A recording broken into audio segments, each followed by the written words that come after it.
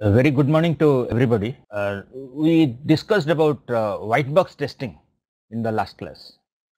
Previous to that, we had looked at black box testing, 4-5 techniques. And last class, we mostly concentrated on the coverage based testing.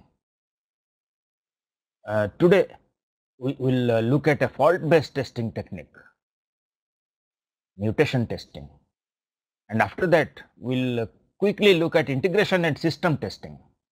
Because integration and system testing is something which is well described in textbooks, can be easily read up and so on.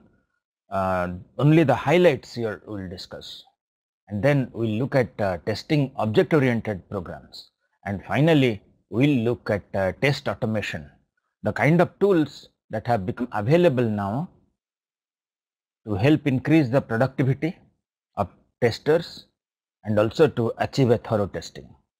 Mutation testing, here the starting point is that the program is tested using black box, white box strategies that we have discussed. And once this testing is complete using white box, black box strategies, mutation testing is taken up. The idea behind mutation testing is that we introduce bugs into the program by making small arbitrary changes one at a time, hundreds, thousands or millions of changes, and each time we make a change, we run all the test suite, and as can be guessed, it has to be automated. There are automatic tools available. This is not a candidate for manual testing because we need to make one small change automatically at a time and then run the entire test suite. So let's see what's the ideas here and how it proceeds.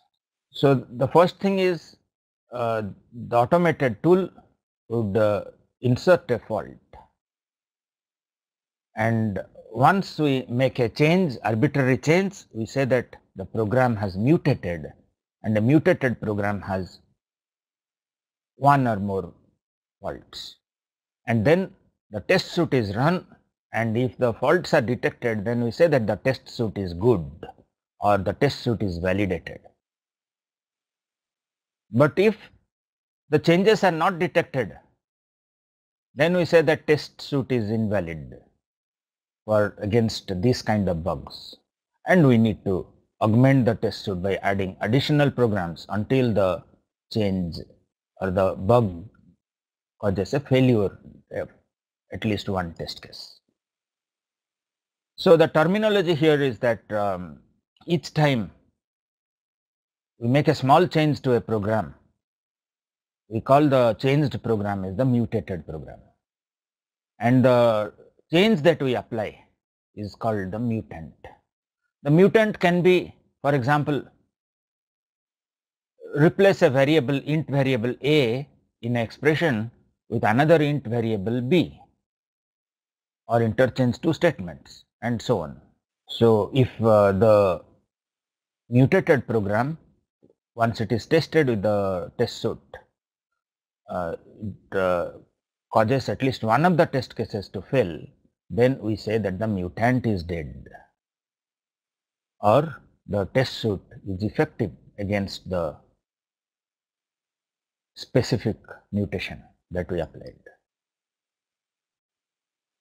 But if the test suite does not detect the change, or no test suite fails, no test case in the test suite fails, then we say that the mutant is alive, and therefore we need to add additional test cases to the suite to kill the mutant. And the main thing here is that it has to be automated. For this, we need to predefine what kind of changes we need to make to the program, or what are the mutants. Now let's see some popular types of mutants and the central idea behind the mutation testing. Okay, these are some of the mutants. You can a mutant can be just deleting one statement. It can be altering an arithmetic operator. For example, multiplication may be replaced with a subtraction or a division. Changing the value of a constant, changing a data type. For example, we had a int type and we just made it float, and so on. So as you can see here, the type of mutants, these are correspond to typical programming errors. A programmer may by mistake delete a statement in the code, and that may become, or he might just comment out a code which was required, and that may appear as a bug. The Ariane spacecraft bug that we are discussing, it was something of this, that something was commented out. So this is important statement that these correspond to typical programming errors. These are not algorithmic errors or something. So if you want to design the mutants, what type of changes to apply to the program, we need to look at the fault model. The fault model, as we discussed earlier, it is the model of all the different types of faults that can exist in the code, different types of bugs. For example, if it is having threads and so on, concurrency bugs are important. But of course, if it is just a simple C program without threads or processes, we don't have to really try to insert or try to design mutant for concurrency related bugs. So the fault model will tell us that what are the mutants that we need to look for or design. We can develop a fault model like this, that there are structural faults, algorithmic faults. The structural faults are fault in the code while programming, whereas algorithmic fault are fault during the design and we didn't select the correct algorithm, or we didn't understand the algorithm well. And structural faults can be procedural faults, like the procedural part of the program, procedural constructs, or object oriented faults. For example, association, inheritance, wrong inheritance. Instead of deriving from some class, we derive from some other class, and so on. And traceability faults. Traceability faults are leaving out something which was there in the design. The code is not traceable to the design.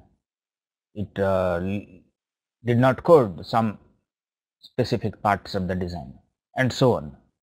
So as you can see, this can be easily applied. These kind of mutants can be applied. But what about algorithmic faults? The algorithm may be unsuitable and led to inadequate performance, or it can be wrong algorithm or wrong understanding of the algorithm, incorrect result. So these type of faults are harder to apply or design mutants for algorithmic faults. Structural faults, yes, these can be easily applied. So the traditional mutation operator supported by many of the tools that are available. For example, there are some open source tools which are for mutation testing. Jumble for Java program, Milu for C programs. So the kind of mutation operators that you can define there, mutants or mutation operators, are deleting a statement, replacing one statement with another, that is change their order, or changing operators, arithmetic, logical operators, replacing a Boolean expression to true or false, that is without evaluating whether it is true or false, you just make it a constant true. Replacement of arithmetic operator, replacement of a variable ensuring the same scope and type. For example, if we have 5 int variables, we might in some expression use one int variable in place of another int variable. Now there are two things that we need to be aware in mutation testing. The central idea behind mutation testing is by two of the hypotheses. This is the basis of all mutation tests. These two both were proposed by De Mello in 1978. One is named as the competent programmer hypothesis and the other is coupling effect. Now let's see what are these two hypotheses. Very simple ideas, but then very elegant ideas. The first one is competent programmer hypothesis. So here the assumption is that when a good programmer is writing a program, his code will be almost correct, excepting for few human bugs, bugs due to human limitations. Maybe he just by mistake while programming did some mistake. For example, he deleted some statement which he had written, commented out and so on. And in the competent programmer hypothesis, the assumption is that the program under test differs from the correct program by a few simple errors. This is important, this hypothesis, which has been which can be true for programs written by good programmers, because the bugs that is being introduced or the mutation operators are very simple type of bugs. The second hypothesis is the coupling effect. The assumption here is that even though there can be some complex errors in a program, but then these are caused due to interplay between several simple errors. So as long as we are introducing these simple errors, that would be equivalent to having the complex error. So as long as we are checking for presence of simple errors, we will even get the complex errors. So these are two central hypotheses behind mutation operator, the competent programmer hypothesis and the coupling effect. So this diagram describes the overall test process. So we have program here, and then we just apply the initial test process, white box, black box testing. And then if there are problems detected during the testing process, fix it. So this is a iteration here. Carry out the test, design the test, carry out the test, fix the bugs, change the program, and so on until the program is almost correct. And then we start the mutation testing process. So here we create the mutants automatically. So we define what should be our mutation operators, and typically need to have the mutation operators that correspond to the bugs or the mistakes that our programmers commit. So we can have past history or statistics about what kind of program errors that programmers do in our environment and for our application, and then we design the mutants based on that. And once the mutants are generated one by one, these are tested against the test suite, and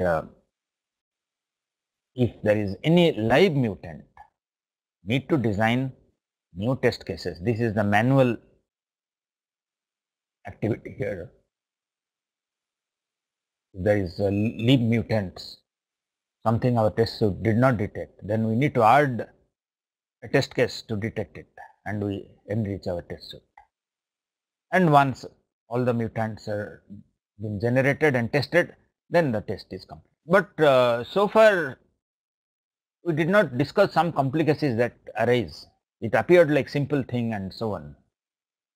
One of the main bottleneck in this mutation testing is something called as equivalent mutants.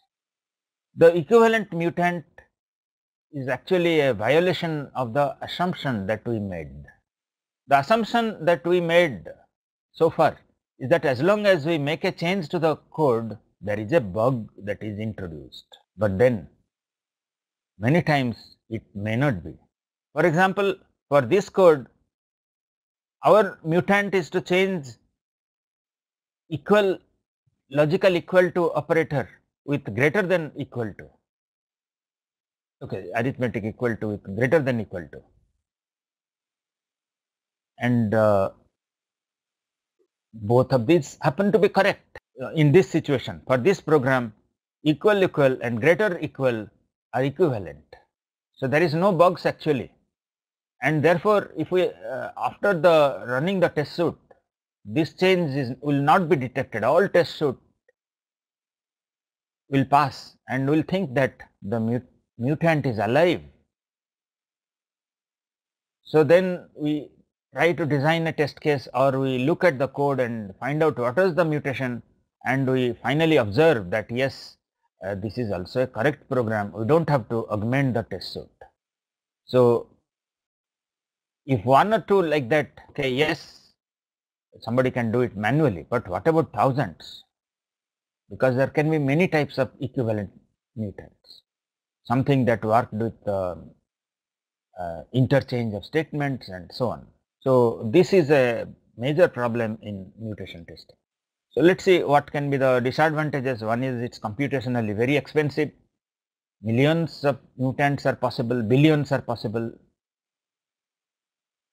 So, and also the other thing is that some types of bugs, simple bugs, very easy to detect and very easy to design the mutants. But certain types of bugs, as we said earlier, that algorithmic bugs, incorrect algorithm, incorrect design and so on, these are hard to inject into the code. Now let's have a small quiz just to check whether you recollect what we discussed. So what are two advantages of mutation testing compared to other types of testing, for example black box or white box testing, and what are two main disadvantages of mutation testing? So we will not really wait for your answer, please work it out. We don't have that much time actually. Today will be the last lecture, so we'll spent all the hours that were allotted to us. So we will slightly go faster today, and we will not wait for your answers, we'll just display it. Please write down on your own, what do you think are advantages and disadvantages of mutation? Okay, one big advantage is that it can be easily automated. The other type of tests are hard to automate, both black box and white box. Main difficulty, as we discussed in the start, that any test tool, major difficulty is how do we design the test cases automatically. At best we can, once these are manually designed, we can capture and replay. Automatic design, even if we automatically, let's say, design some test cases, and then how do we say that the result is a pass or fail? So this does not suffer from that disadvantage. So this is a big plus point for mutation testing, and also it effectively strengthens the black box and white box based test suite. The disadvantages, if we look at, one is the equivalent mutant, which makes it a more manual activity, and if there are 1 or 2 or 10, then manual activity not be a problem, but what if there are thousands of equivalent mutants? And also, as we said, that it's not effective against some types of bugs, for example performance and also algorithmic and so on. Now let's quickly look at debug techniques, because after testing we know that there is a bug. The symptom is the failure of a test case, but then where exactly the bug lies? So that would be debugging, to identify precise location, and there are several debugging approaches, and we'll go through this quickly because these are possibly easily read up from books, or might already be knowing this. The first is brute force, which the starting programmers do initially, and load the program with print statements and hope that some printed values will help identify where at which point in the program is the error. The second is a symbolic debugger. But then what do we mean by a symbolic? What is a symbolic debugger? If we look at the meaning of symbolic debugger, we will see that it gets its name from historical reasons. The early debugging was carried out by taking program dumps. The program dumps were basically the values of all variables when the program crashed or produced an error. So there were techniques to create a program dump. For example, you press certain Control A or Control C key and then it produces a program dump. And then the programmer has to look at this dump, and this dump is basically binary code. And then he has to figure out which variable corresponds to which byte, which sequence of bytes, and then interpret that byte to find out what is the value of the variable. But in a symbolic debugger, which is a later enhancement, the compiler information about the symbolic names of variables and their location is automatically it's saved, it's used, and automatically the variable values can be seen from their symbolic names. A big improvement over the older debuggers. And then it had several other features. A symbolic debugger would have allow you to set breakpoint, watch point, single step, check how the value of variables change as it single steps, and so on, through watch windows. And another technique would be backtracking, where the programmer starts from the point where the program first failed, and then from that point he traces the code backward, examines manually to find out where the error can be. So for example, this code, the printf statement, if produced a bug, the programmer would examine all the previous statements one by one, finding out which one might have caused the bug. But the backtracking, the main problem here is that as long as there is a straight line code, you can easily backtrack and check where the bug is present. It's effective for single line code without branches, loops, and so on. But when there are a lot of branches and loops as you go backwards, the number of paths increases. Don't know exactly which path the program took, and there will be too many paths to determine that on which path would exactly the program bug would lie, and you would have to trace that path. So that's a problem with the backtracking technique. Another popular technique is the cause elimination method.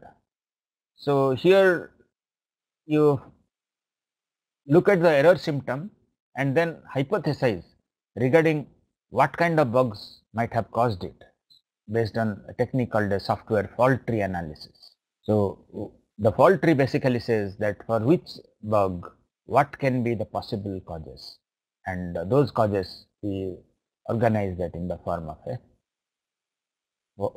fault tree. So very difficult bugs which you could not really get through backtracking, simple printing, symbolic debugging, etc. Maybe we would be able to get it through software fault tree analysis. And another technique for debugging is based on program slicing. The main idea here is that this is very similar to backtrack technique, but then in backtrack we have too many statements to examine, and here we reduce the number of statements that we need to examine based on some automatic analysis of the code. The technique is not very difficult to understand. We'll just take one example. In a simple backtracking, you would examine all the statements that are before the point where the error was observed. But in program slicing, we say that, see, since the variable I is having problem, the previous statement could not have contributed. It's not changing I in any way. What about this statement I plus plus? Yes, possibly this could be a bug. Or what about here I is being used? Yes, this could be a bug. What about I equal to 1? Yes, possibly these are the places where the bug can lie. So the slicing is done automatically. It's a program analysis technique where we determine based on which variable is having the problem or where the symptom was observed, and then construct a slice, which are the statements that will be highlighted are those which can potentially affect that variable. The other variables, statements dealing with other variables and so on will be left out. Then debugging guidelines, for example, have to really find out what really caused the problem and fix them, not just because the value was falling short by 1, just add 1 at the result, etc. Those only mask the error symptom, not the error. And also the other thing is that when correct a error after locating, the correction itself may create further bugs because of incorrect fixing, or our fix had a side effect and caused problems in some other place in the program.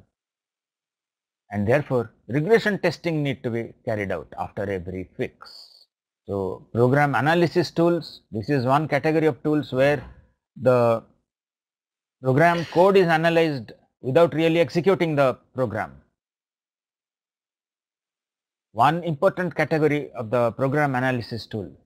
Okay, let's look at the so the program analysis tools are static analysis tools, so program is not executed, and dynamic analysis tool where program is executed. Now, the static analysis tool, the example can be a compiler which checks uninitialized variables, mismatch between actual and formal parameters, variables declared but never used. So many compilers do this action. There can be other static tools which check whether coding standards have been adhered, the commenting is adequate. So these are examples of static analysis tools. But what about inspection and walkthrough, code review? Can we call it as a static analysis tool? No, because static programming analysis tool is used for automated analysis tools. It's not manual review process. The dynamic analysis tools, these require executing the code and then it finally produces some test report. For example, what is the coverage achieved, whether the testing so far is adequate or not, and so on. Okay. So one important example of a dynamic analysis tool is a coverage analysis tool. There are many open source coverage analysis tools. For example, GCOV for C program is very popular. Now let's look at quickly at the system testing, integration testing, and before we look at object-oriented program testing and automated testing. So system testing, as we said, that it's a validation technique where we validate the complete software against its requirement specification. So we just check whether the software is working as has been specified in the requirements document.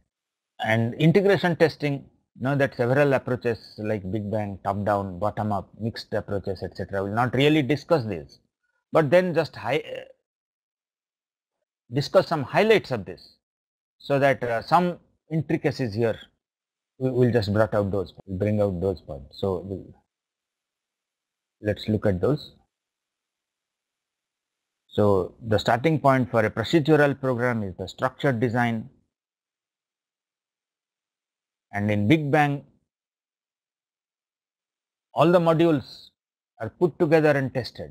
But then what's the disadvantage of this? The disadvantage of this is that even if we find failures, it becomes hard to debug. So this technique is only suitable for very small systems. For large systems, it is disadvantageous because debugging will take a long time. So debugging errors found during Big Bang integration testing is very hard to fix. Bottom-up integration. So here one disadvantage is that when the system is made of large number of small systems, so at the bottom of the hierarchy there are too many, and then we integrate them, corresponds to a Big Bang approach. Top down, so here we start with the main routine and add one by one modules and test them. And what is more popular is the mixed integration testing. This is the most common approach. We start from both bottom and top. So one observation here is that in a top-down approach, the testing waits till all top-level modules are coded and unit, or in other words, even if bottom-level modules are available, we need the top-level modules, and then we need to wait for those to complete. In a bottom-up approach, testing can start only after bottom-level modules are ready. System testing, different types of system testing, alpha, beta, and acceptance. We had discussed earlier who performs what type of testing. Alpha testing by the programming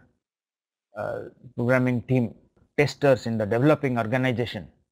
Beta testing by friendly customers within the developing organization by the test team, and the test cases are designed based on the SRS document. And SRS document, as we know, that has both functional requirements and performance requirements, and therefore there are two broad categories of system test: functional system test and performance tests. Beta testing by friendly customers, acceptance testing by the customer himself to determine whether the system should be accepted or rejected. So the customer should know how to do the acceptance testing, both functional and performance.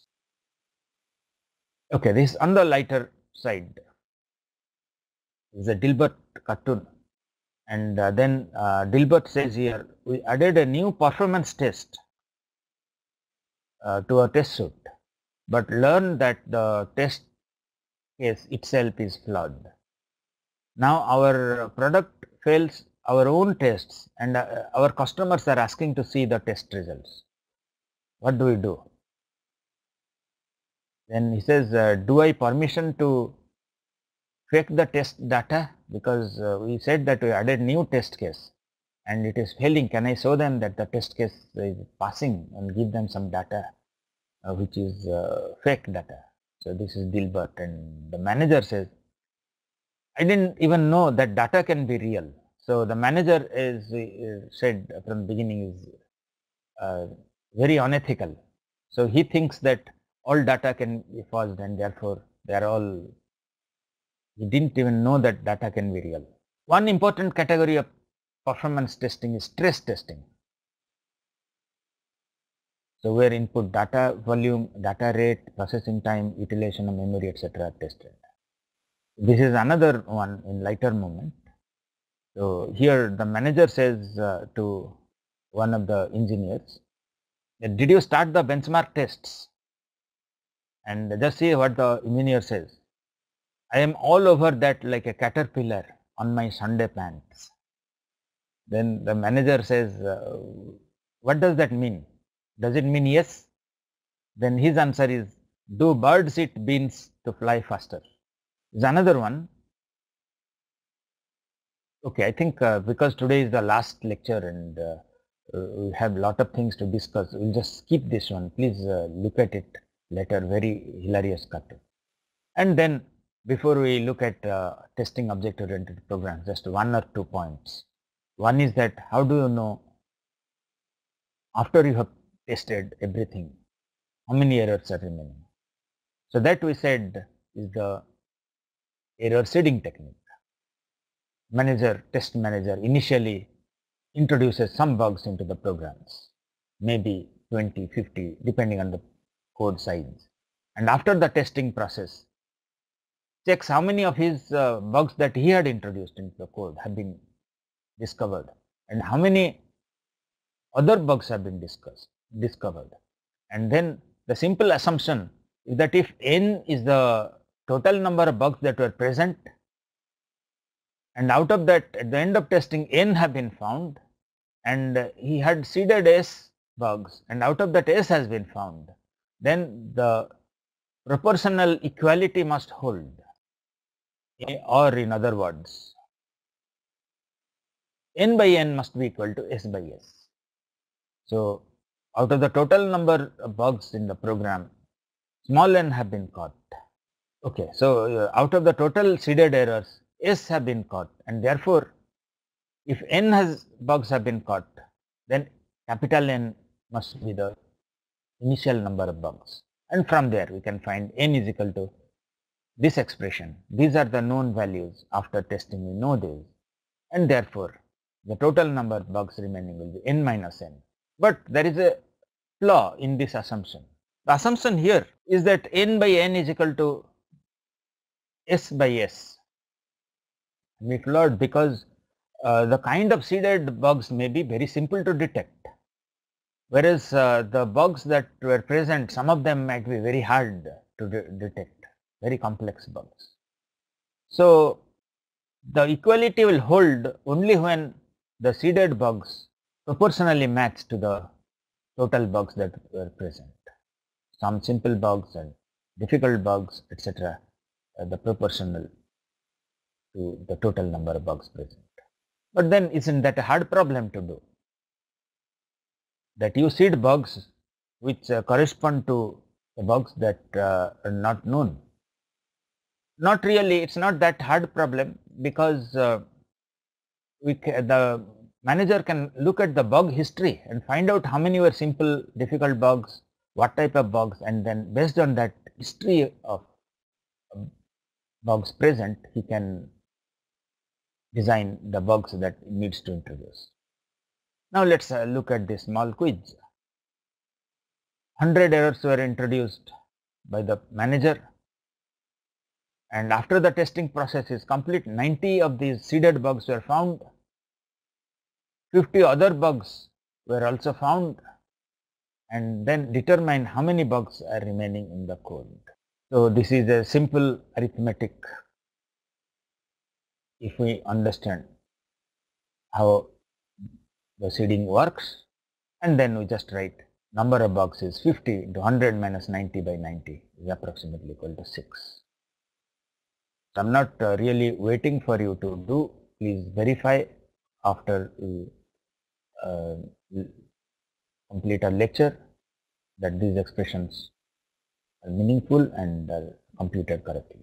So, as we are saying that the type of bugs to be injected can be estimated by analyzing historical data for a company for similar projects. Okay, this is just another problem variant. So, please try that out.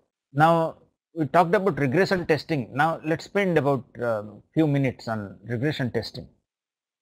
So, regression testing is done when we update or fix a bug or change some feature.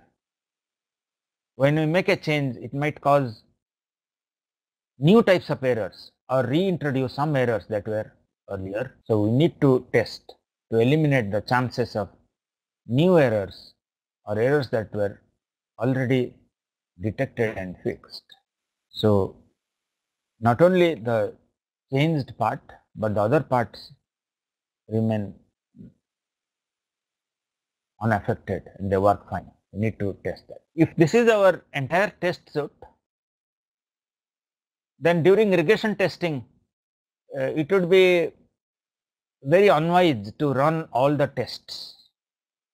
That would be too much of wastage, because some test cases might be redundant. They don't really pertain to the changes that we made. These test cases will never detect any bugs because they check parts of the program where the change has no chance of introducing any bug. And then due to change, maybe some test cases have to be written new, and some test cases could have become obsolete. The feature is changed so much that the data that the user has to give, input data itself has changed. Instead of say 3 inputs, he has to give 4 inputs, and these test cases will become obsolete. And then this black portion is the ones that we need to run. These are the potential of detecting bugs due to the change. But then we can optimize, find optimal test suite out of these, which we can run, that will be as effective as the interval. So regression test task, first is remove the obsolete test cases, test revalidation, select the regression test suite, minimize the test suite, and then prioritize the test suite to check what order we should run the test cases. So the same thing is written here. First is change analysis, find out what changes occurred, and then based on this we will determine which test cases are relevant, which are redundant, and so on. So will not really go through here, but then just observe here that retesting is done at different level, unit, integration, and system level. So even if we find a bug at some procedure and then we fix it, then we need to first do the regression testing at unit level and then do regression testing at integration testing and regression testing at system level.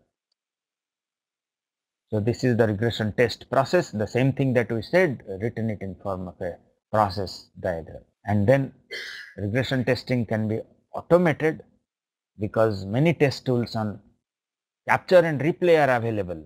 So regression test cases can be run automatically after the change, and we can compare the result and the tool can give the verdict.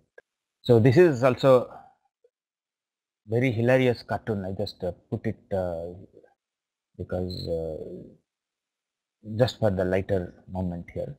So this is the manager. He says, I hired renowned psychologist Doug Butt. So this is Doug Butt. I hired this psychologist Doug Butt to help us achieve peak performance in teamwork. The psychologist will work as part of the team and he will promote the teamwork. And then the psychologist says, peak performance is somewhat relative. You are a highly dysfunctional team. So we must set realistic goals and we'll start from there and improve. Then the manager says, what would be a realistic goal for us? So then he would work as part of the team, and he says that possibly the first goal I'll set is we can postpone cannibalism. Now let's look at testing object-oriented programs.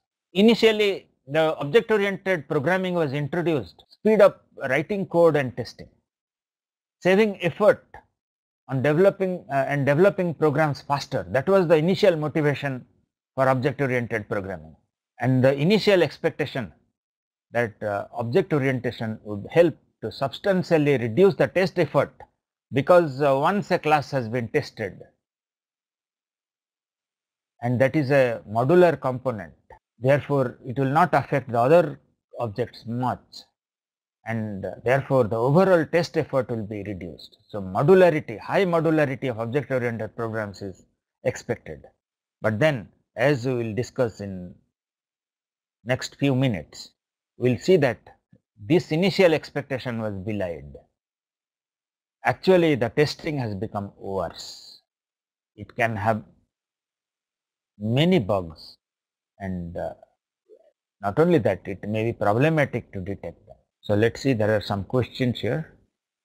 So let me just check one question which has come. Okay, so the question is that will it be possible to get a real test suite and test report? Okay, so real test suite for industry program can be large. So we can have a sample test suite for a small program and also the test report. So we will have it uploaded because they just want a simple test suite. Okay, real test suite.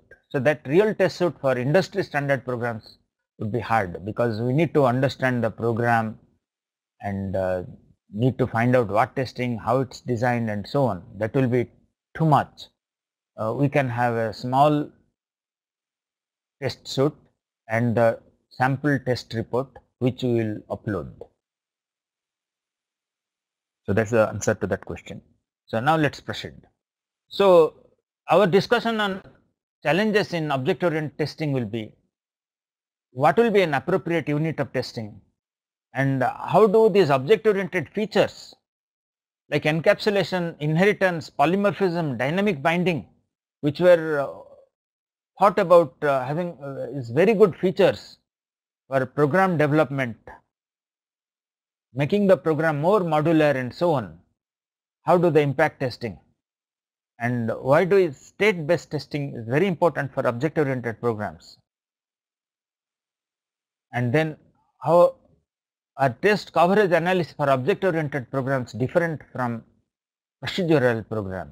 And how are the integration strategies for object-oriented programs differ from procedural programs? We'll just look at those aspects.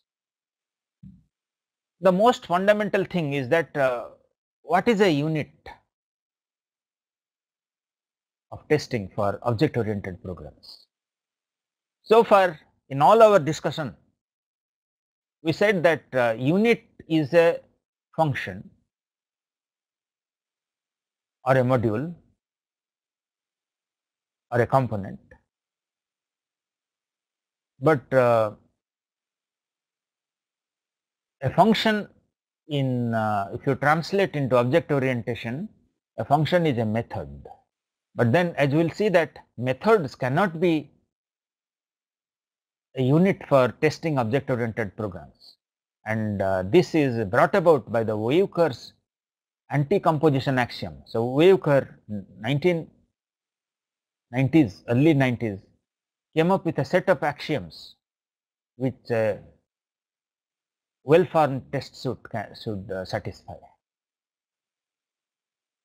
Metrics, actually any metrics or test should need to satisfy.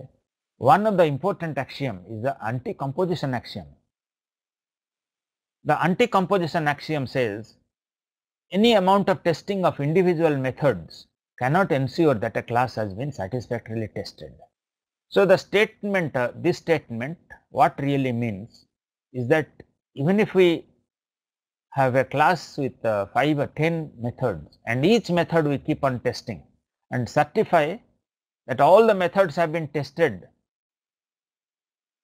correctly, I mean the working of the methods have been tested sufficiently to ensure correctness of those methods, but still that would not suffice to say that the class has been well tested.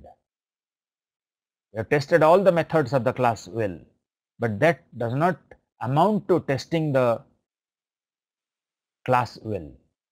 What's the reason? Why can't we say that if all the methods have been tested, the class has been well tested? Let's look at that reason. That's basically the anti-composition theorem, anti-composition axiom. There are mainly two problems. Even if we tested the methods, that methods are working fine, but then what about the interaction of the methods? Because the class has many class variables and the method might be exchanging data.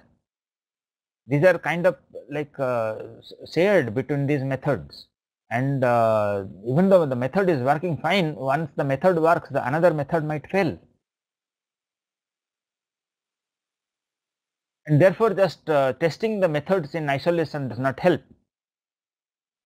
to say that the class works well. The second thing is that a class has many variables and therefore every class has a state depending on the values of these variables, and a class working with some values of variable does not ensure that class will work well with all values of variables, or in other words, the object created from the class has to be tested at all states that the object might assume. All classes are state based because they store variable, unlike a pure function which does not store any data and therefore it does not have state. Classes do have states, and therefore the methods and the method interactions are working on some state does not guarantee that it will work well in all states. So therefore, these two aspects must be considered while testing object-oriented programs. The first thing is that a suitable unit for testing object-oriented programs is class-level testing. In class-level testing, we should not only test the methods individually, but also test interactions among the methods due to the class variables. And the second thing is that a class must be tested at all states. Okay, not only all states, but all state transitions and so on. We must say that a class has to be tested based on its state model. We'll see what type of state-based testing of a class can be done. So this was the original Weyukar's axiom. Okay, it is transactions, IEEE transactions on software engineering, December 1986. Says adequate testing of each individual program components does not necessarily suffice to adequate test of the entire program, because the interactions among these also have to be considered. So that is the very basic concept of object-oriented testing. We just saw that testing unit is not method. A test unit is a class for object-oriented programs. We need to test the classes well, and we say that a class is tested well when we not only test its methods, but also test the method interactions and also do the state-based testing of the classes. Now let us see this feature encapsulation, which is a very basic feature of object orientation. How does it affect testing? Encapsulation, okay, it is not a source of error. Encapsulation does not create error, but then it makes testing hard, because due to the encapsulation, it may be difficult for a debugger to access the values. So what do we do? There are several solutions. One may be we can have some state reporting methods for every class, and even though these are inherited, by calling these methods we can get the values, can have low level probes to inspect object values, or we can do a formal proof of correctness technique. So the most attractive way, most feasible solution may be a state reporting methods. We call the methods, don't violate encapsulation and so on. Don't have to make the variables public, etc., just to print out to observe the values. You have state reporting methods to print out the variables. Now let us say, how does inheritance affect testing object oriented programs?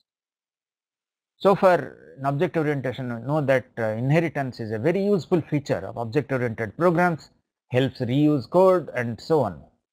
And the basic assumption was that if a base class is tested well, we need to test only the incremental features that have been added in the derived classes, because those features have already been tested.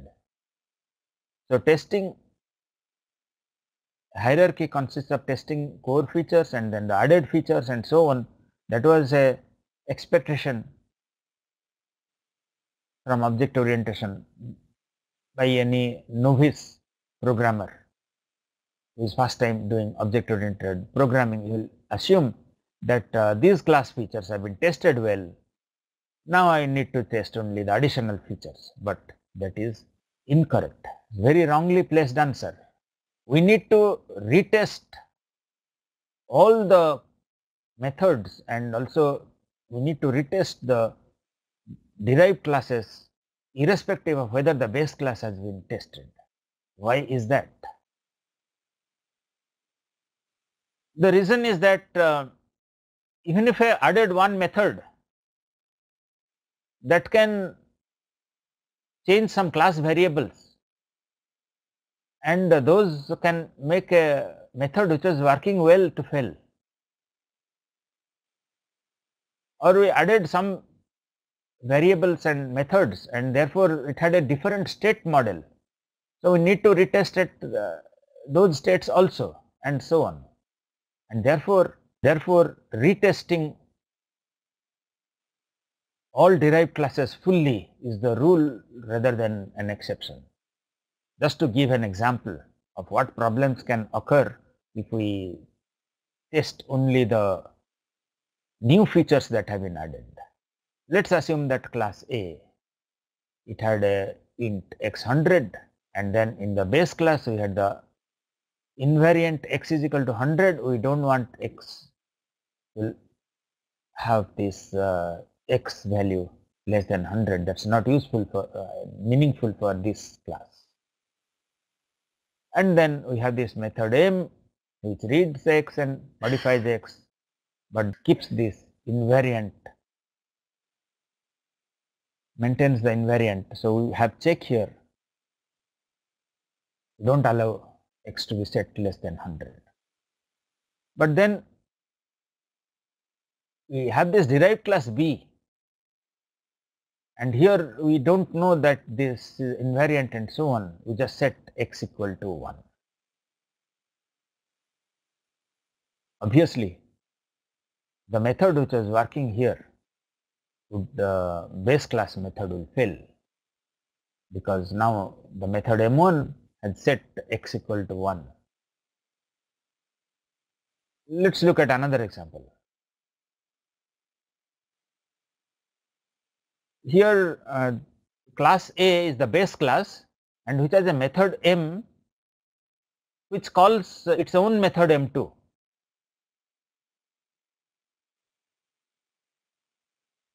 Now we have class B, and we have overridden m2.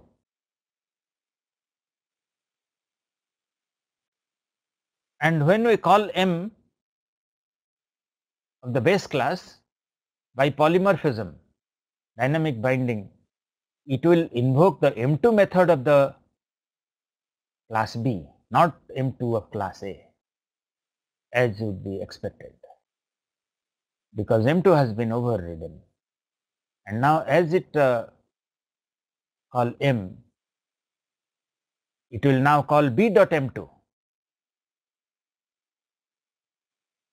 and therefore it may cause bugs.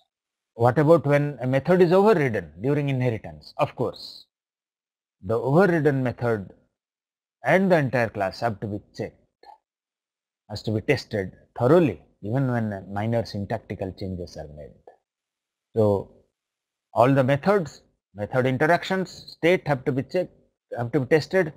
All the new methods that are arrived included in the derived class, the inherited methods, the redefined methods, all have to be tested.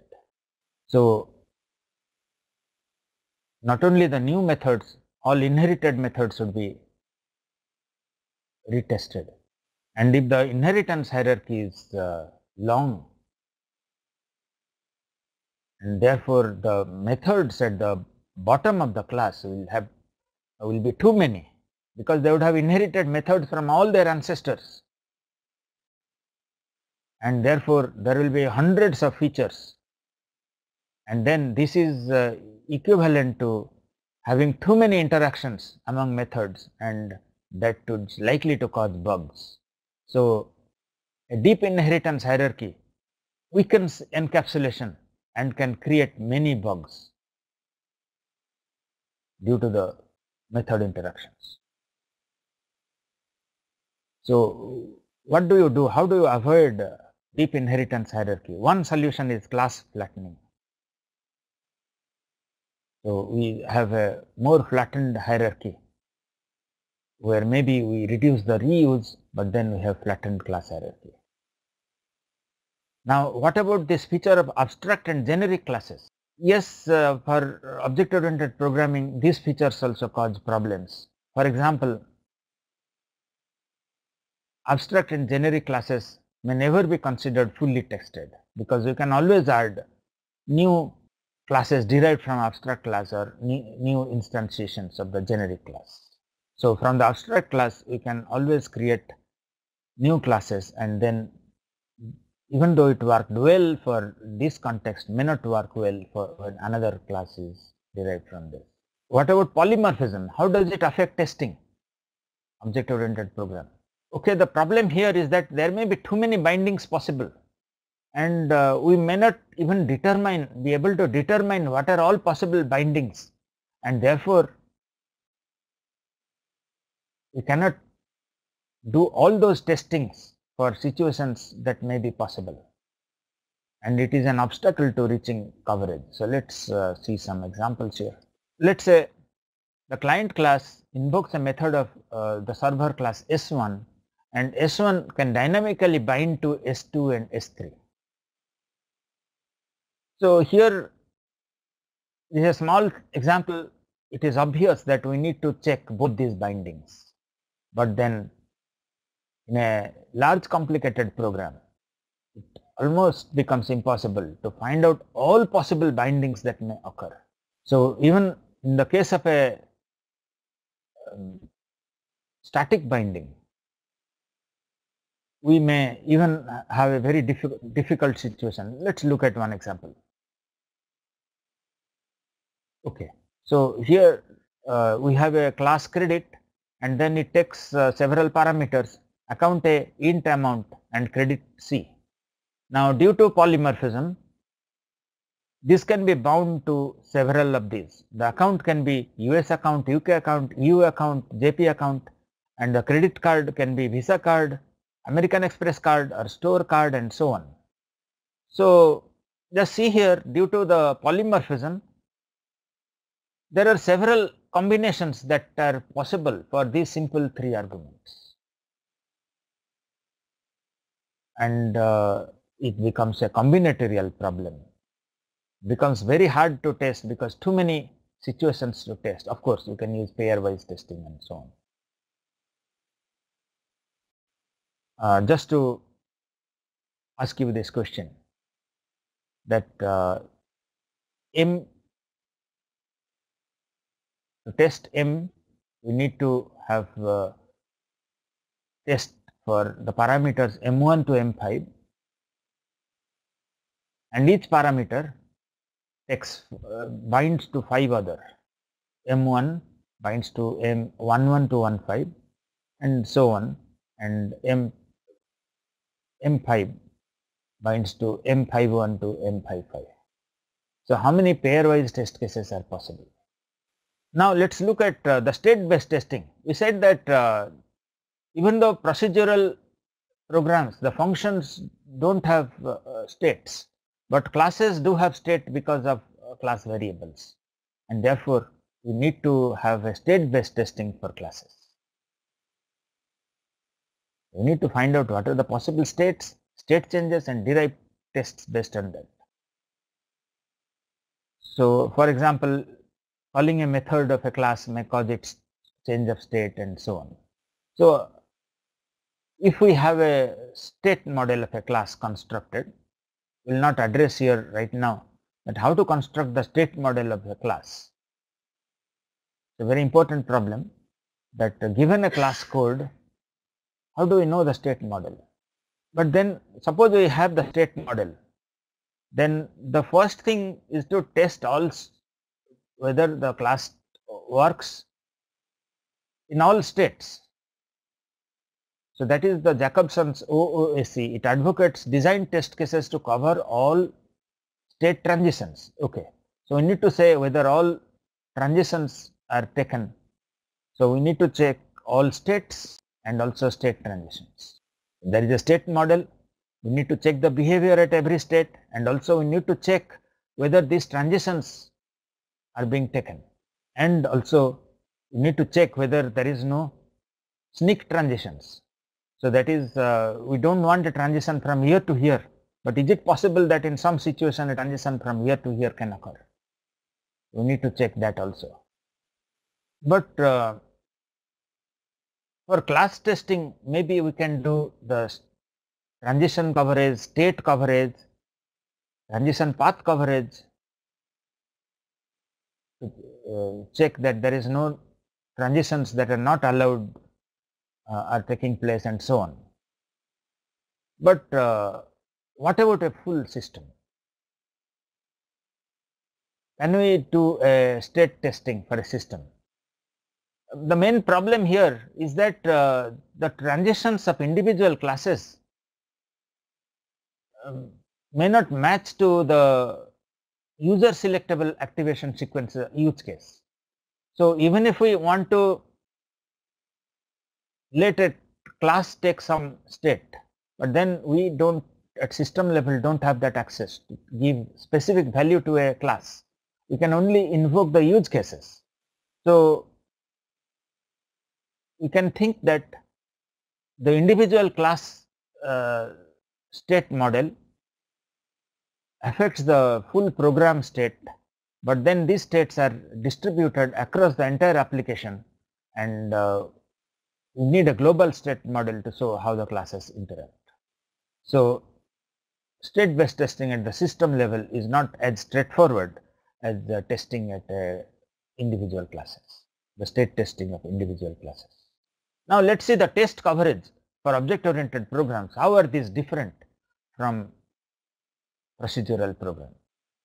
We know that test coverage results show how thoroughly testing has been done. So we said coverage based testing, we execute or cover all elements in the domain determined by the criterion, and so on. We have seen this earlier. But what about the coverage criteria? In procedural testing, we had started saying that the simplest coverage criterion is statement coverage. But is statement coverage meaningful for object oriented programs? No. Statement coverage is not very meaningful for object oriented programs, because we said that when you test a class, you not only test the new methods there in the code that are available, but also the inherited method. So a class statement has been covered is not a very valid statement, because you need to consider the inherited features also. So then what can be an appropriate coverage criteria for object oriented program? We'll see the different coverage criteria that are proposed, but one important thing is that the development of object oriented program, the development process is very different than the procedural program. Here typically the development of object oriented is an incremental and iterative development. Design a little, code a little, and test a little. The evolutionary approaches are used for object oriented programs, but then you might wonder that what does it have to do with testing? It has to do with testing because here the specifications and implementations is carried out incrementally. But what is the implication of that? The implication of that is that the gap between white box and black box tests is minimized, because if you have a class model, then the code can be automatically generated, and therefore the code based testing importance is reduced. We need to do model based testing, which is also called as gray box testing. And the other thing is that the methods are simpler, and we have more class relations here. Though the complicacy lies in class relations and not the method, and therefore model based testing is very important for object oriented programs. Okay, in later moment, so the manager says our goal is to write bug free software I'll pay a $10 bonus for every bug you find and fix. Then the the testers are all rejoicing. They are saying that we are rich, yes, etc. But then he says, I hope this drives the right behavior. And they are becoming very happy that every bug, there are too many bugs, they know they will be able to detect those. But then how is integration testing different in object-oriented programs compared to procedural programs? One thing is that the structure of a procedural program is a hierarchical control structure. A good procedural program should have hierarchical tree-like control structure, whereas in an object-oriented program it is not so. The structure can be arbitrary, and therefore the techniques of top-down, bottom-up, etc. have little meaning because these are not hierarchical, first of all. So how do you apply top-down, bottom-up? Then how do you do integration testing of object-oriented programs? Okay, there are three main techniques. One is the thread-based testing, use-based testing, and cluster testing.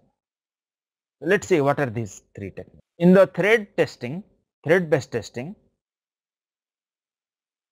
for each use case, okay, for one input to the class, what are the methods that get activated? So we need to test based on those which get activated against a single input. Whereas the use-based testing, we first test the independent classes which don't call the other classes, then test the dependent classes, and so on. So in a thread-based testing, we look at given a use case, what are the classes that interact in the use case, and we integrate those which work. So based on the use case, we have a thread-based testing. For each use case, we find out what are the classes that would interact to produce the result for that use case and test those together. So that's thread-based testing. In use-based testing, find out which are the independent classes, they don't call other classes, then find out the classes which call only the independent classes, and then find out those who call either the independent or those which call the independent class, and so on. The other one is a cluster-based testing. So here find out which are the classes which collaborate more, clusters, and test them. So these are three main in a thread-based testing. Okay, what we said that it's a use case based.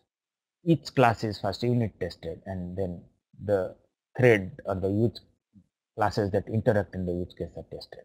Okay, this is what the method they call realization for a use case. Realization of a use case through several method calls, and therefore we need to integrate them together, and this is a thread-based testing. So that calls for use case based integration. Now, during integration testing of object-oriented programs, what sort of errors are targeted? Okay, one is the messaging errors. For example, a method might send or receive message which is not expected. It might send a method, or it might call a method that is send a message to a class which is not expected. We might detect these. Incompatible arguments, incorrect event times, incorrect instantiation or destruction of objects. So these are the kind of errors that we can detect. We can also detect user interface errors. The given sequence of user actions does not have expected effect on the component, and so on. Now, what about performance testing? The performance testing of object-oriented program is not much different than procedural program. The main differences are unit integration level. And here we do the recovery testing, security testing, stress testing, performance testing as for procedural programs. So this is another Dilbert cartoon, later moment. Dilbert says, Radbert, my company is hiring for our quality assurance group. You would be perfect. So he says, what would I have to do? He says, you would find flaws in our new product, and by that you will be making yourself an object of intense hatred and ridicule. So then Radbert says, but then the developer should fix those flaws, and then their respect for me would grow into a special bond of friendship, right?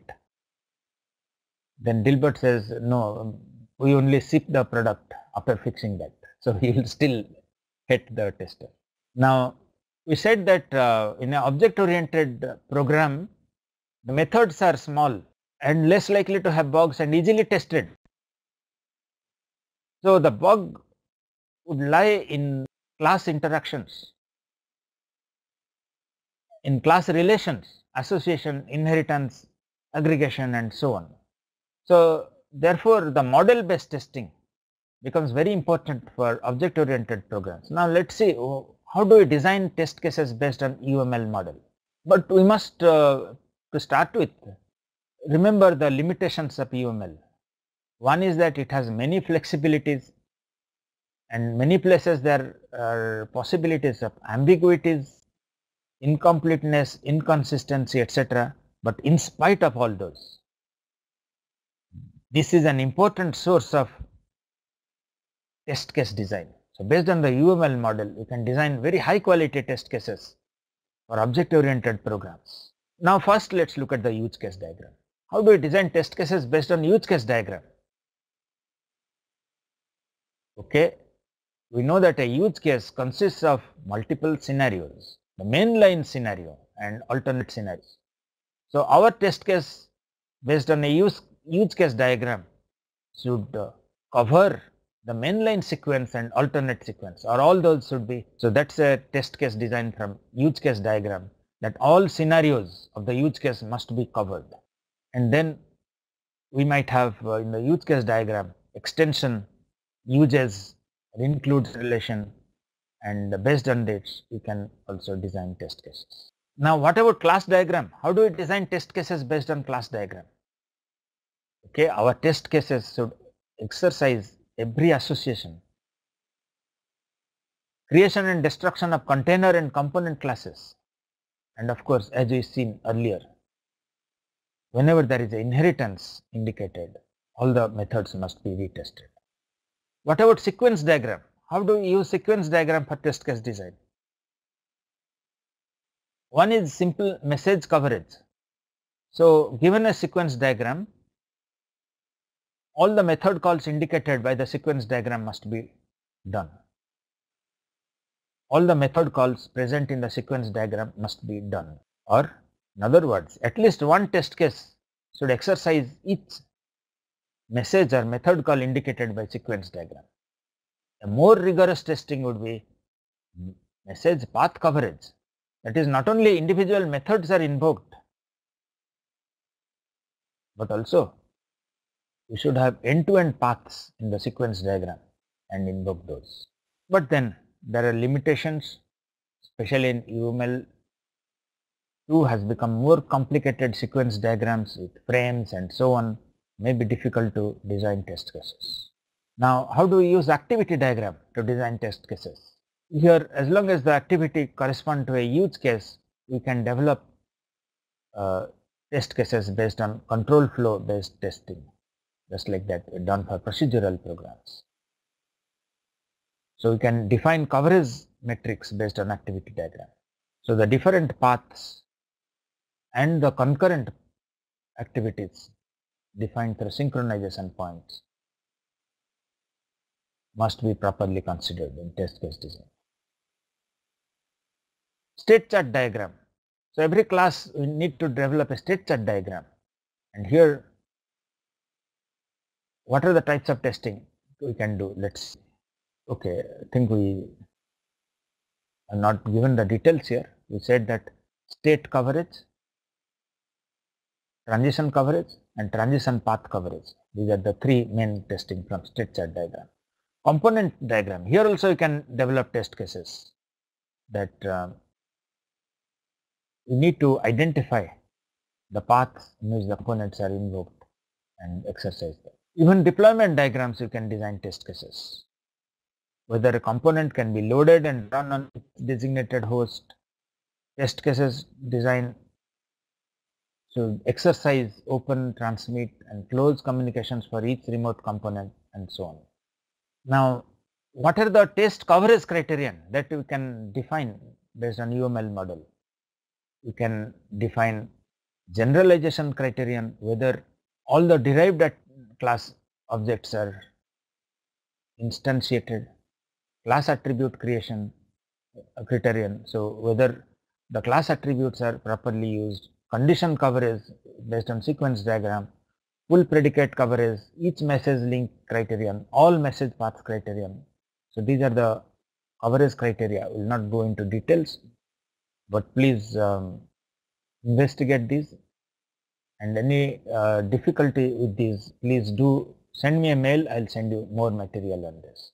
Because of the time constraint, I'm not really going to discuss details of this, but a good treatment on these is given by Robert Binder's Testing Object Oriented Program book.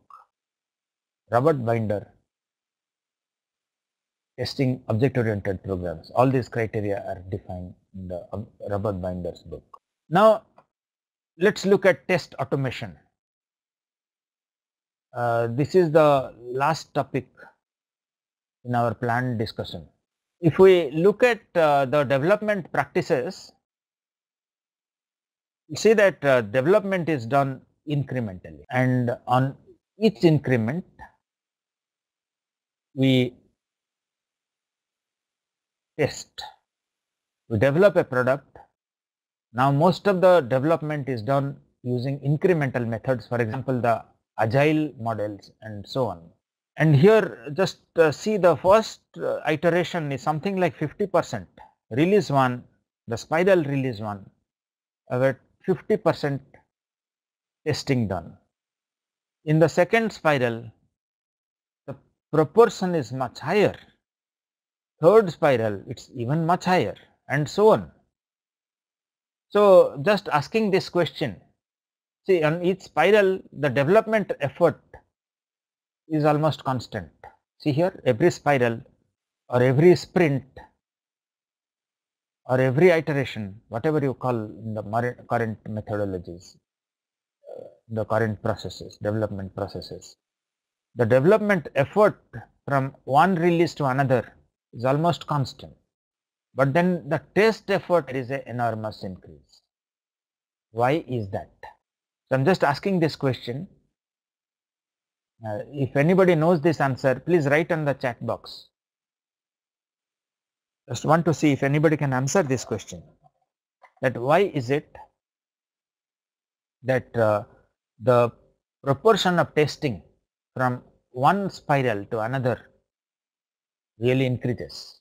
Proportion of testing effort is much higher, as is brought out on this diagram. So the problem here is that with each release we add new code, and therefore the size and complexity of the software baseline increases. So we have much larger code each time, and we know that when we add new code, we not only test the new code but also test those which are already present. So somebody has answered that it covers more information. Okay, possibly. The actual answer is that when we add new code, we not only test the new code but also have to be test whether it is working, whether the old code has not really, new bugs have got introduced. So the testing effort is much more. We need to not only test the old code but also test whether it is the old code is working correctly. And as more and more code is added, the regression test effort increases substantially. But then just look at the second diagram. as companies use automated tools, the number of days, test days, or the effort reduces and the time reduces. On the other hand, the test coverage achieved improves dramatically. So, this is a statistics published from real projects that test automation really helps to reduce the number of test days, reduce the test effort, and also at the same time achieve higher coverage.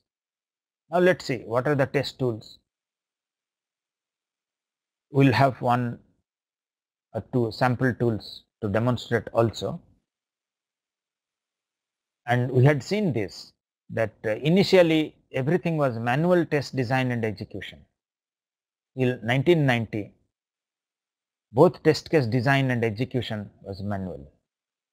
And 1990 to 2000, many tools were introduced based on scripting languages. You encode the test case. The programmer has to design the test case manually and then has to write a small program to provide the test data required by the test case and also check the result. So, that is test scripting. And one important category of tool that came up was capture and replay. In capture and replay, the programmer first designs the test cases and then inputs the data,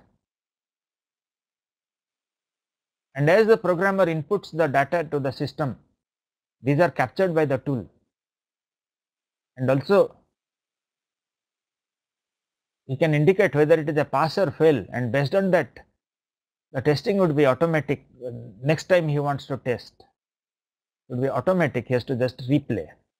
And we have seen that modern development methods are iterative development, and therefore same set of test cases have to be run again and again. And the previous slide where we saw that the test effort increases substantially from one iteration to the next, much of that is actually the regression testing, and that is the tests which were run here, we need to rerun them here and so on. And therefore, if we can capture and replay, it will really help to bring down the overall test effort. Actually, the same test cases are run again during each iteration, during each bug fix and so on. So, every test case may be hundreds of times they are run, and therefore these tools really help. But then in this approach, still the test cases have to be designed manually. What we have automated is only the execution, because the programmer anyway has to first time design the test cases, and then only it can write the script or it can be captured. But then slowly there are tools that are being prototyped, which are model based testing, where given the UML model or any model of the software, state model and so on, the tool will not only design test cases from the model, can execute and even check the results. So, these are the different tool types. Hundreds of tools, test tools have come up now, but we can broadly classify the test tools into the following types. One is test information management. Here we keep track of the large number of test cases that are being designed. Create, update, maintain, delete and add new tests. You can keep track of test scripts, test data, test results, discovered problems and so on. Test execution and control. These are the tools that set up and run the test cases. They can validate the test results. So, this is another category which helps us test execute. Third is test generation. Tools to generate program tests in automatic ways. We said that for state-based testing and so on, you can automatically, the tools available to automatically generate test cases. Test coverage analysis. So as test proceeds, what's the coverage being achieved? Large number of tools have become available for this also. Performance testing. Performance testing typically done during system testing. Performance testing not done during unit and integration testing, but during system testing. And here also tools have become available. Load runner and so on, many tools. You just look at that. And then software simulators. So these simulate the functions and behaviors of external systems, help input data and so on. And then the regression test tools, which after a change supposed to identify the tests that are relevant and run them automatically. Now, which tools are very popular? You can give a test tool and then observe the results on Google, if that is an indication of the popularity of a tool, because that many web pages point to that. So for different keywords, you might come up with different number of matches. So QTP has the maximum matches, and this we can interpret as a very popular tool. The quick test professional will just have a look at the features, what it can do, how etc. Then functional tester, silk test, test complete, test partner, VLC, Watir and Selenium. These are two open source tools. Watir and Selenium also extremely popular, and today we will run test cases using Selenium. Extremely simple tool but very useful. Must be included in every software engineering and testing syllabus at the undergraduate level. Extremely simple to install and run. Just a click and you install it automatically into your browser, and then the running of that is also that much simpler. We'll demonstrate that tool. But if you look at the demand per tool, the QTP is almost 60%.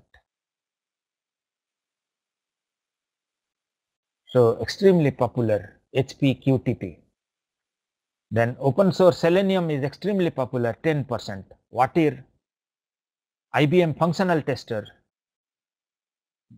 Borland silk test, etc. These are also very popular tools. Load runner and so on.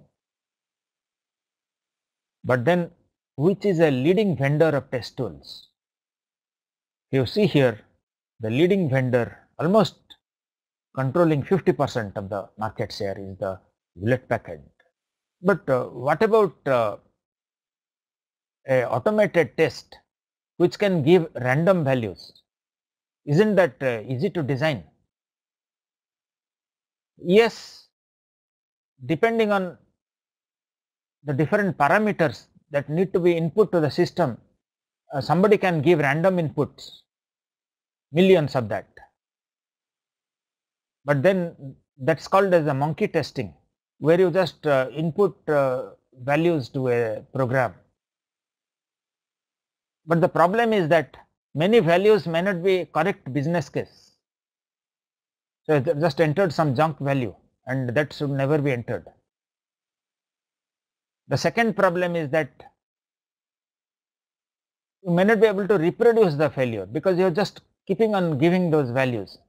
And the biggest problem here is that even if you can automatically generate these values, but then how do you know whether the result that has been produced by the system is correct or not? You have input the values, yes, randomly, not very hard. But then how do you know the output produced by the system is correct or wrong? So the only type of failures that can be detected by this monkey testing is system crash. So maybe we can just keep track of what values are entered and under what situation the system crashed. So there is some comment about audio being poor in some center. So just request our technical people to look into it. So monkey testing can capture only very reduced limited set of bugs, namely the system crash failures. Whereas the capture and replay, the playback tools, these are become very popular.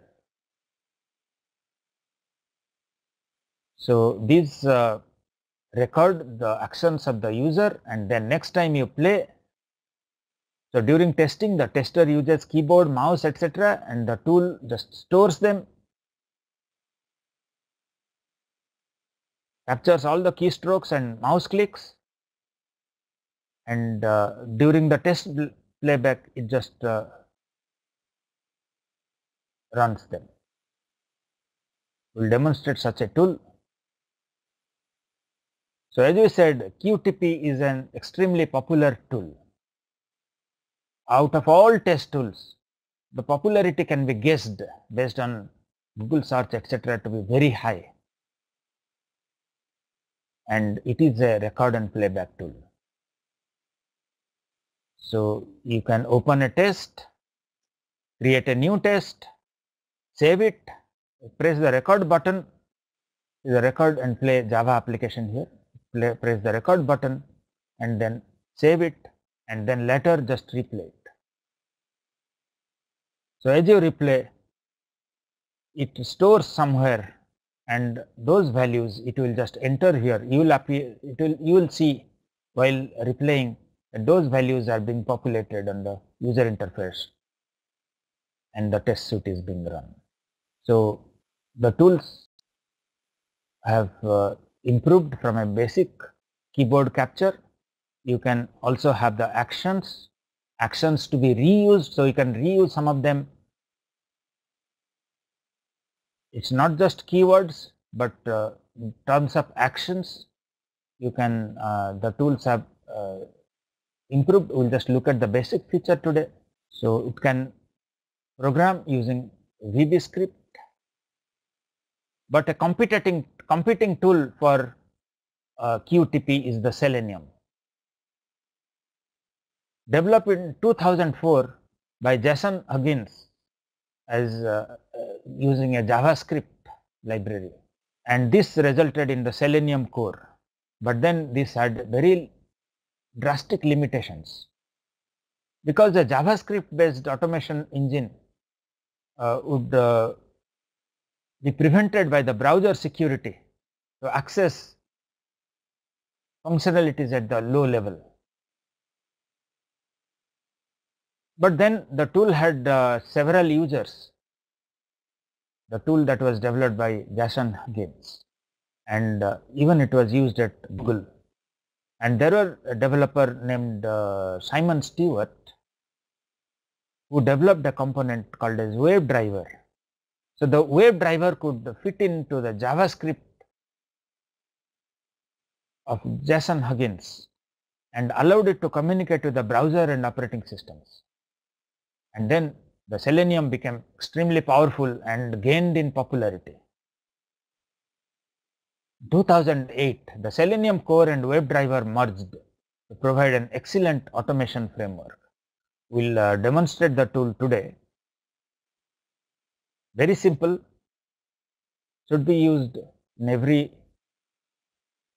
course. So, but what about the name about Selenium? The story is that the person who started Selenium, he was very critical of the price of the test tools. So he was using the Mercury Interactive. So that was the owner of the tool, and then he thought that Selenium is used for mercury poisoning, and therefore he gave his tool name Selenium, which is a element from the periodic table. So we'll see the Selenium as we run here. The Selenium ID, very simple. We start recording by pressing the record button here. That is a start recording, and then you can run it. And when we record it, it saves this using a script called as the Selenium script, which is like similar to HTML, and it can have a log. So it becomes, once you install it, download the Selenium ID. As I said, it is instantly downloaded, takes hardly a minute. But since I have already installed here, don't want to do it a second time, you can just click search on Google Selenium IDE, download it. It will automatically download and become a plugin on your Firefox browser. And then as you go to the tools, start your application, the base state, and then click on the recording, and then invoke some feature which is supposed to be a testing of some web application, and then you stop recording, save the test case, and then play it, and you can see that all that you have done will be played. We will do that right now. So one thing is that the application should be in the base state, and then click the run button. You can also control the speed, setting up the execution, etc. Many other capture and replay tools. Now let's just try to have a small demonstration of the Selenium tool. So this is a web browser on which I have our library site of IIT Kharagpur, and now I want to check whether book search is working all right or not. And once I have downloaded Selenium, which takes less than a minute, 30 seconds or something, and it becomes a plugin here. The Selenium ID has become a plugin on my browser. Now I click it here, and then I start recording here, and then I come to my application here, and let's say I want to check this feature here.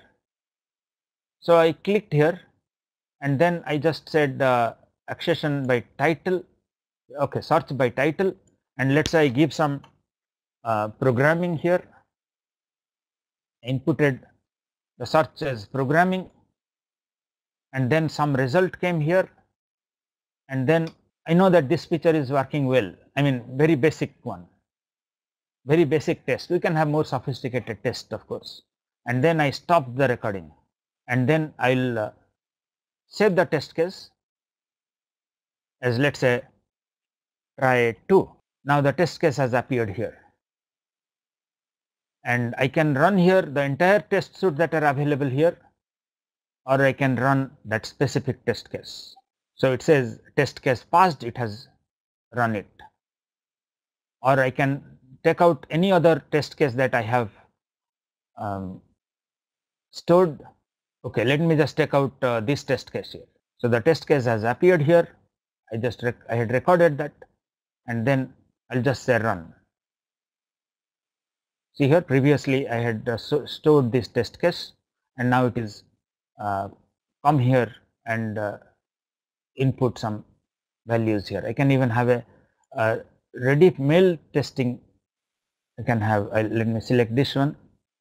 Selenium is an extremely simple tool. Please do use it. Just download Selenium ID. Have to just it automatically becomes a plugin, and you click on the first, put your application in the base state, start a new test case, click on the record button, do the test, and then stop the record, save the test case, and then you can run it as many times as you can. So we'll just stop it this point, and we'll let's see if there are any questions. So I just had this application here, which is the IIT library application. So I'll just go to the IIT libraries. So this is the IIT library application. I want to test some features here. So I had given Google download Selenium IDE, and then within 30 seconds it became a plugin on the Firefox browser. See here, this specific icon appeared here after I gave download Selenium IDE. Extremely simple. Anybody can run Selenium, and as you become more proficient, you can run more powerful test cases and even look at the Selenium script and so on. So I clicked here, and then I just got this Selenium ID appearing on the Firefox, and I want to test a feature, and therefore I just said file new test case, and then I start recording. I want to test this feature, and then I just clicked on that, and my click will be captured by the tool and saved in its script. And then I just selected title, and I just gave some title like programming, and then I clicked on the search. My click is captured by the tool, and I got this display here, and then I just went to the tool, and then I just stopped recording. Now I will save the test case as some try3. So now just see here, the try3 has appeared. That's the test case that I have just recently saved. And then I just selected this, and I have to keep the application back in the state in which it started before I can play. So I kept at the base state, and then I played the test case. So just see here, it has inputted that quickly, and I have got the same clicks that I had done by the test tool. I can even vary the speed with which it is entering and so on. So request you to use this tool in your lab exercise, assignments and so on. Very simple tool, very useful tool, gives lot of insight into testing. So are there any questions? Okay, list out, there is one question here. Please list out MATLAB testing tools. Actually, MATLAB test tools are inbuilt into the MATLAB. There are no separate testing tools for MATLAB. The MATLAB testing tools are inbuilt into MATLAB. Please find them. I can even give you a detailed mail how to do a MATLAB program testing, but the tools are inbuilt into the MATLAB. Okay, thank you very much.